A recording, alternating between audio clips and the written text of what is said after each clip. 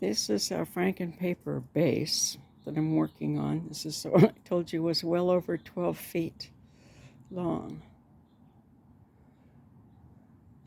Right?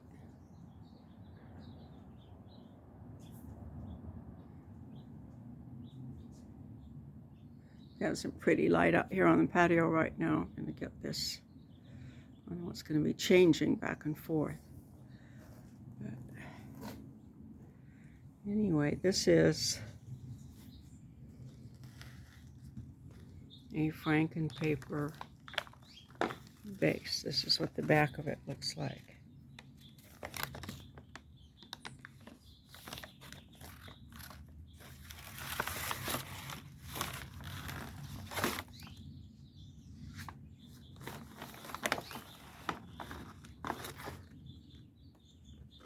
So I'm going to take a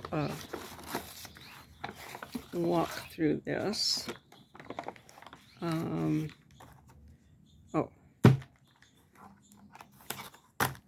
In this little nifty thing, this also serves as a nice stencil for bubbles. I have a variety of what this turns into. These are bases for tags. This one has a movable part.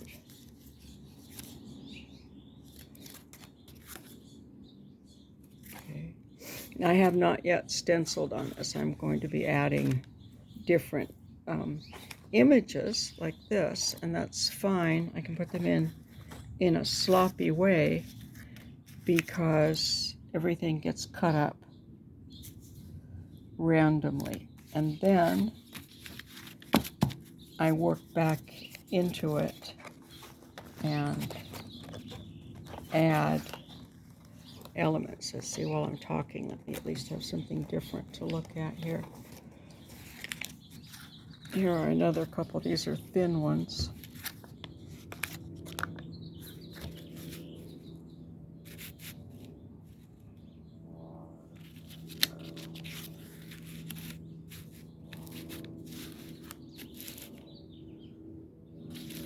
From, I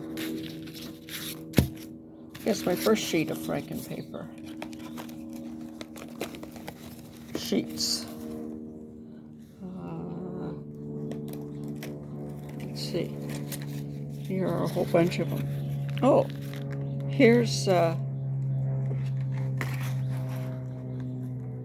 this stencil.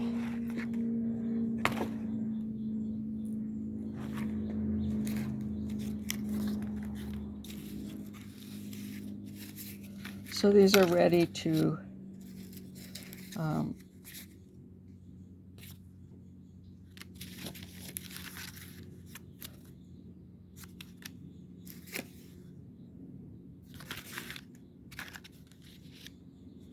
be put into service. Oh, speaking of which, these are just the right size to be tags to fit into a toilet paper roll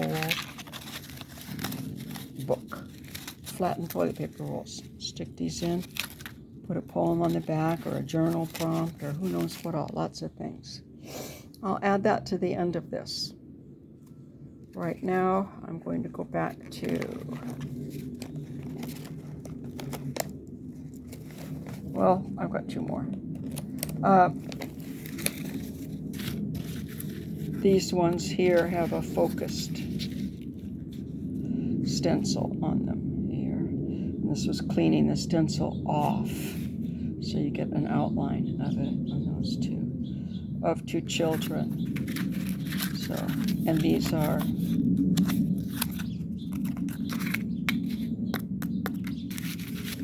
a little stiffer. There's no cardboard in them. I mean, this is becoming cardboard. All right.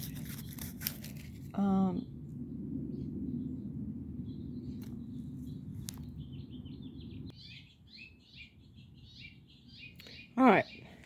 I think I'm just going to stay on this side of the table here. So now here I have some random pieces to glue in. So I'm pretty much at the end of building paper. So the next thing I will be doing is putting different little textures and focal points in. Another thing that this is nice for is you can also use it for backing paper. I was doing some pastels out here, and I just wiped my hands off on this. So, you know, anything that you add. This is a stencil that I blotted on that paper. This is actually scrapbook paper.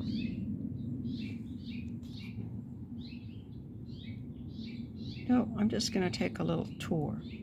So all of this is going to be cut up into a variety of mixed media grounds. See, this one here, I'll be gluing things over the words. Who knows what's going to come out? You know, finally, what I got here. Oh, there's another part of that I'm going to glue onto another portion of the strip. Because, who knows, if this is a whole piece, yes, I need to be spreading these similar elements around and not have all one kind of thing in one section and another kind in another. Case in point, these two things. So this one can go out there to the back 40. Okay. Anyway, now this is like a added element on top of the structural. And a lot of the structural stuff will be part of the design as well. But these large areas like this, I'm breaking up, so that when I cut it into small tags, there are a lot of areas of interest on it. These could also be the first 2 or 3 steps of a journaling by 5s page as well. Oh, that's my roof, I guess. Okay, I'm just going to go ahead and move on. Get to see some of this in the sun. Okay, so you can see up close, that's junk paper.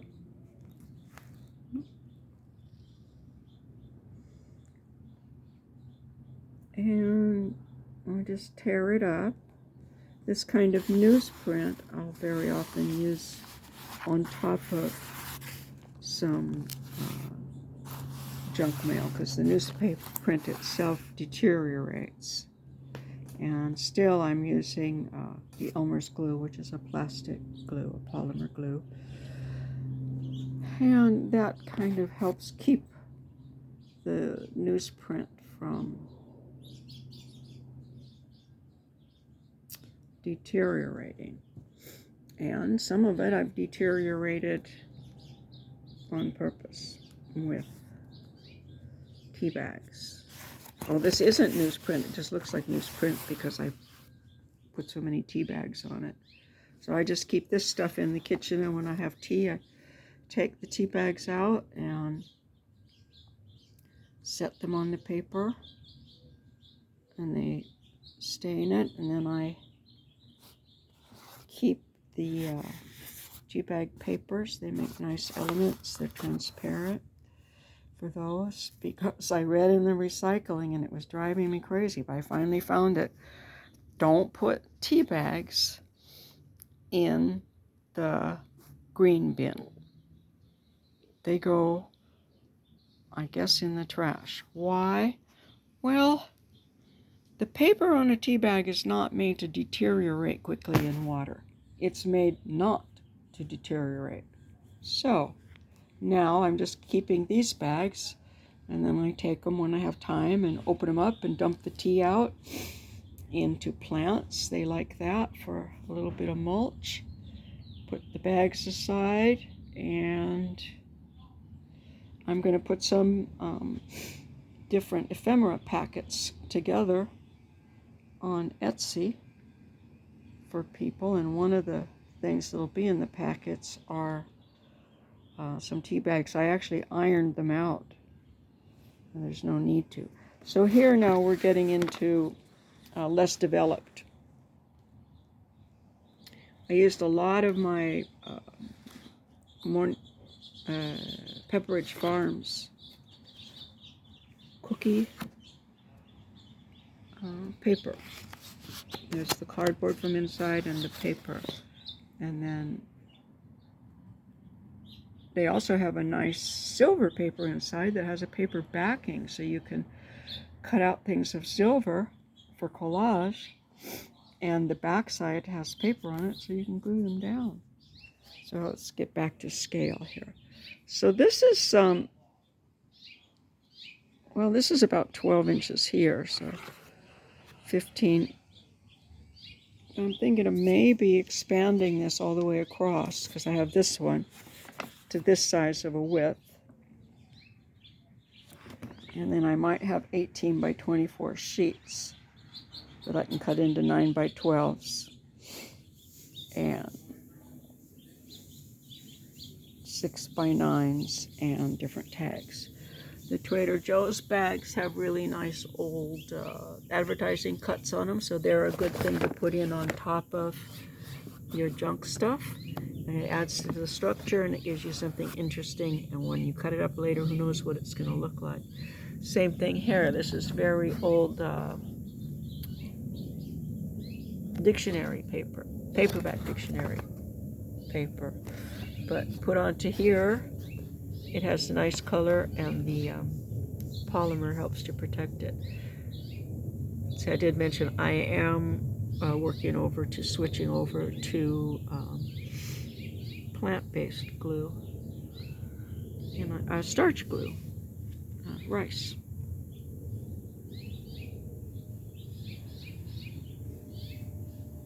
And a McDonald's bag, which I had saved for a long time. It's actually pretty absorbent, so it's easy to glue things on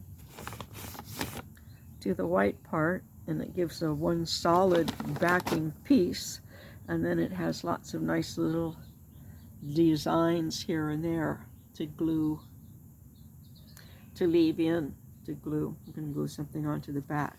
Oh, speaking of which, let's take a look at the back.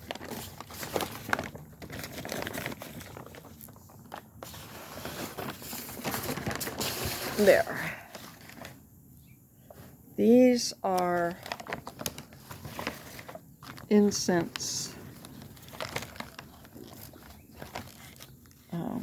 boxes, and they make nice tags, even just that itself, to glue a cutout on. But here I decided to just, whatever I wind up with, those will be the backing tags. So here's the McDonald's bag still, and then here's some structure. Okay, so I'm going to need to add some more structure here, but it'll be on the other side. Possibly. It depends on what's showing. But still, at this point, you don't really want any of your images to be too precious to you, because you're going to be cutting this up randomly. But you can save areas where you have things that you like to look at. And this is the back again, so we're not talking about saving any areas. But I use this for a bunch of stencils. And then it's providing a nice base here for some more work. So here again is some thin white bag paper.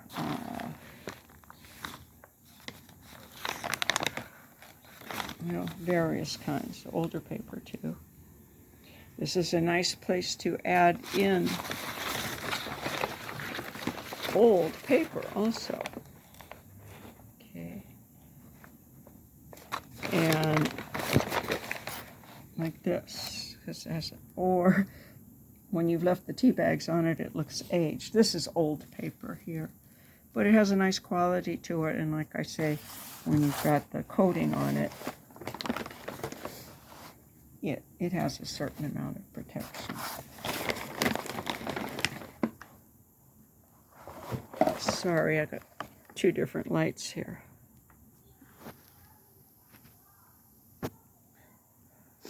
All right, this is why I missed my mornings out here.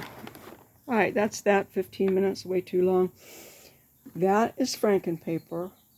This is basically, I've got my base is put together. I'm going to make it a little bit wider so I can cut it up, but I'm now at the decorative point, a somewhat decorative point. I'm going to put some stencils in as well as more images, and I have a big pile of,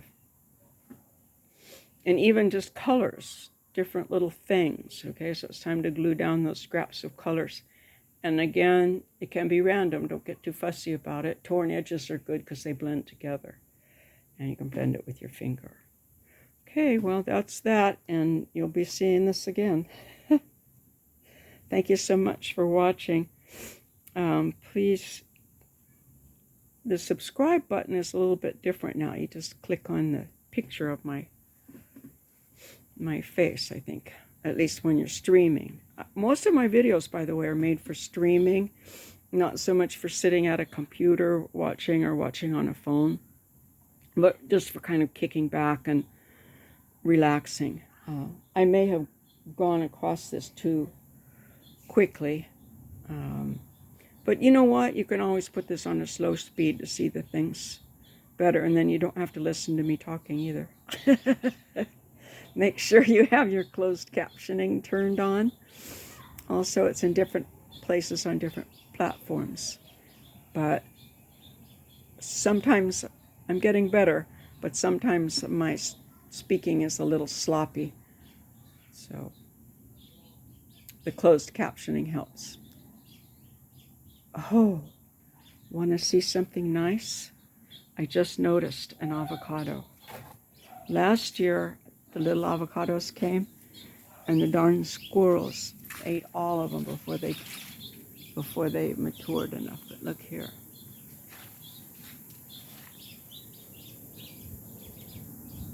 Can you see that baby avocado? There it is. And you see those flowers? Those are flowers to be avocados. See how strong the stem is just for a small thing, and then it stays strong. That's how they can grow. Because it's really a very soft and delicate plant. I've pressed some of these to see if this one I should put liquid glass on. Look how large these are. Here's my hand. Ooh. I will press this one. I've seen people use avocado skins to dye paper kind of a pinkish color. So I'm wondering if the leaves might do the same.